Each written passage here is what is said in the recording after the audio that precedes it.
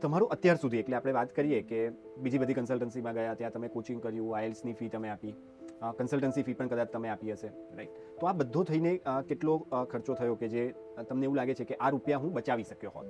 Around 1,20,000 1,20,000. અને 2 વર્ષનો loss. Exactly 2 વર્ષમાં અત્યારે તમારો સ્ટડી કમ્પ્લીટ થઈ ગયો હોત, અત્યારે Yes. તમારી પીઆરની પ્રોસેસ ને Yes. બધું એટલે એક સિંગલ મિસ્ટેક હતી જે 2.5 થી 3 વર્ષ પાછળ લઈ ગઈ.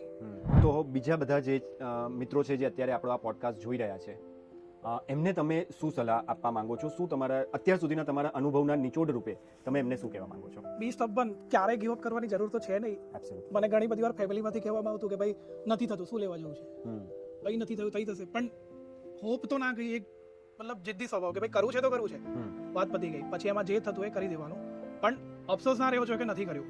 એ જ રીઝન હતું કે મેં 3 વર્ષ કન્ટિન્યુએશનમાં વિધાઉટ એની જોબ મેં આઈએલટીએસ કન્ટિન્યુ રાખ્યું.